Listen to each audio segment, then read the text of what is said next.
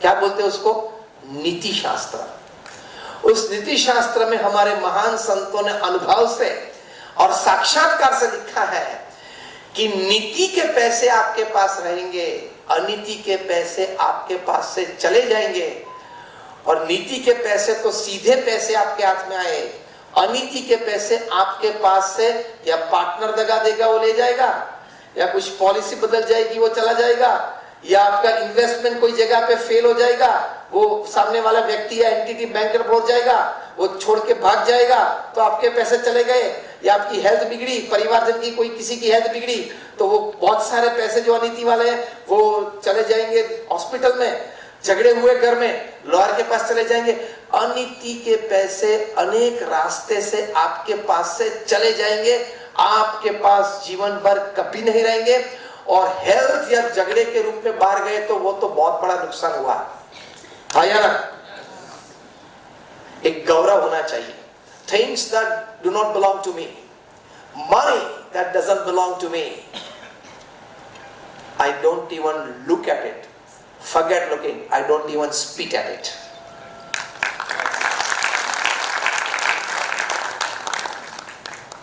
आपका रियल्टर्स दिन कौन सा है? 7 बार। वो डॉक्यूमेंट में प्रॉपर्टी में मुख्य दस्तावेज है ना, उसमें जितने नाम हैं वो रहने देना, एक और नाम मत डालना। Stunned silence. वहां से सिस्टम में यहां जाके देखना। तो ये सेल्फ अवेयरनेस होती है कि मैं नीतिमत्ता और प्रामाणिकता से ही काम करूंगा। 2 रोटी कम खाएंगे लेकिन आनंद से जिएंगे और डिग्निटी के साथ जिएंगे। कोई मेरे पे उंगली उठाना नहीं चाहिए। बाजार में इतना ही होना चाहिए, जब मेरा नाम आया 100% people in my fraternity should speak positive about me। तो ये एक बात है। बाकी के 6-7 सद्गुण हैं, मैं जब लिस्ट आउट कर ले, क्योंकि और एक अच्छा विचार अभी मेरे मन में आ रहा है, वो आपके पास मतलब आपको कहना है। ये दानास और इयन मार्शल ने जो प्रथम पुस्तक की मैंने रेफरेंस दी आपको, spiritual intelligence, the ultimate intelligence, उसमें ये लिखते हैं, फर्स्ट जो मैंने बताई flexibility, second is self awareness, और एक बात लिखते हैं an ability to be inspired by vision, और एक बात लिखते हैं an ability to see connection between diverse things, और एक सद्गुण लिखते हैं an ability to cause as little harm as possible. फिर एक सद्गुण लिखते हैं स्पिरिचुअल विजडम, लिखते हैं an ability to probe and ask fundamental questions, और एक 8वां वे सद्गुण लिखते हैं कि an ability to work against a convention, एक मान्यता, एक ढांचा के विरुद्ध में जाके भी काम करना, वो एक आध्यात्मिक शक्ति होती है। तो ये सारे सद्गुण इसमें लिखे हुए हैं। प्रमुख स्वामी महाराज ने इतनी सारी संस्थाएं खड़ी की, कभी किसी ने उनको पूछा कि स्वामी जी कौन सा विचार आपके मन में हमेशा रहता है? उन्होंने कहा जो विचार मेरे मन में कभी नहीं आया मैं बताऊंगा, दैट वाज मोर इंटरेस्टिंग। उन्होंने कहा, I am quoting in word to word and letter to letter, हाँ ध्यान से सुनना। उन्होंने कहा किसी का भी अहित हो ऐसा विचार मुझे जीवन में कभी नहीं आया। This is called ethics, this is called norms, this is called disciplines. किसी का भी अहित हो ऐसा विचार मुझे जीवन में नहीं आया। तभी 1300 संस्थाएं 45 साल में खड़ी होती है, और तभी 10 साल में और 766 संस्थाएं खड़ी होती है।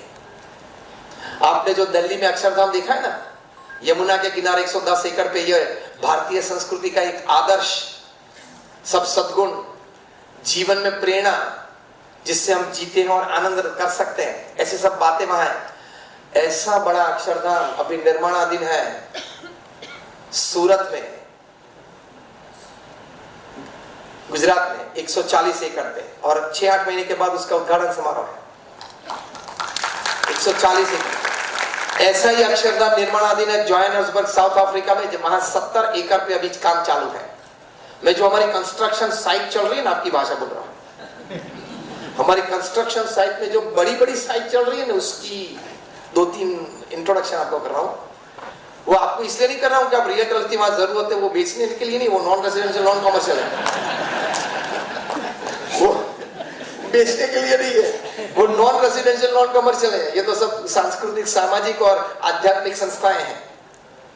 जोहान्सबर्ग में साउथ अफ्रीका में 70 एकड़ पे अक्षरधाम बन रहा है। मेलबर्न में 150 एकड़ पे ऑस्ट्रेलिया में अक्षरधाम बन रहा है। सिडनी में भी 40 to 50 एकड़ पे अक्षरधाम बन रहा है। ये तो मैंने बड़ी बड़ी साइट्स जहां 10-15 लाख क्यूबिक फीट पत्थर का इस्तेमाल होगा, वे सब साइट्स की बात कर रहा हूं। और आप सभी को जान के आनंद होगा, आप गौरव महसूस करेंगे, क्योंकि सभी नासिक वासी धर्म प्रेमी हैं। क्योंकि पीढ़ियों से यहां कुंभ मेला लगता है, श्रद्धा और भक्ति पूरे भारत में से यहां केंद्रित होती है कुंभ मेले में। और आप सभी के पूर्वज ने भी बहुत सारी सेवाएं की होगी, तभी तो आपको नासिक में आपको जन्म मिला या नासिक में आप रहते हो। वरना इतनी पुण्य नगरी में जन्म लेना या रहना, जीवन बिताना, वो शक्य नहीं है। आप सभी के पूर्वज ने ये कुंभ मेले में, क्योंकि कुंभ मेले तो हम सब पैदा उससे पहले भी होते थे और आगे भी होने वाले हैं, आप सभी के पूर्वज ने कोई सेवा की होगी, वो पुण्य के हिसाब से आप यहां हो। तो इतनी एक भक्ति और धर्म का एक केंद्र स्थान यहां बनेगा कुंभ मेले में।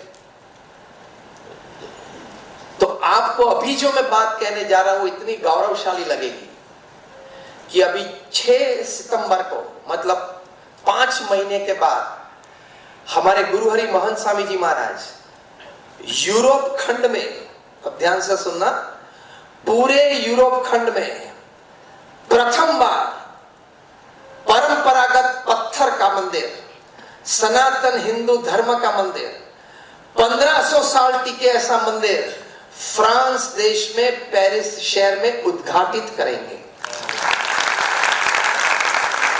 कंस्ट्रक्शन काम तो 2.5-3 साल से चालू है। और मजे की बात बताऊं, आप बहुत खुश इससे भी हो जाएंगे। हमने फ्रेंच अथॉरिटीज को कहा कि हम भारत के पत्थर से ये मंदिर बनाना चाहते हैं, तो फ्रेंच गवर्नमेंट ने हमको ना कह दिया। ये मैं 1.5 साल पहले की बात कर रहा हूं। क्योंकि फ्रांस गवर्नमेंट का नियम है कि फ्रांस में या पेरिस में या कोई भी शहर में, फ्रांस देश में, आप पत्थर का इस्तेमाल करना चाहते हो आपकी डेवलपमेंट में, मतलब आपकी प्रॉपर्टी में कोई भी, तो वो फ्रांस का ही होना चाहिए या यूरोप का भी कोई भी पत्थर चलेगा, यूरोप के बाहर का नहीं। और पेरिस तो जिन्होंने देखा होगा, वो शहर ऐसा है कि हर तीसरा बिल्डिंग पत्थर क्लैडिंग का है। It's a beautiful skyline and one of the most gorgeous skylines of the world. तो फ्रेंच अथॉरिटीज हमें कहा कि क्या बात कर रहे हो, पत्थर तो बाहर से नहीं आएगा। हमने बोला हमारा भारत के पत्थर बहुत भव्य है, अनेक वैरायटीज हैं, अनेक टोन्स हैं, टेक्सचर्स हैं, आप एक बार देखें तो सही, हमारा प्रपोजल एक बार गौर तो करें जरा। उन्हें बोला ठीक है।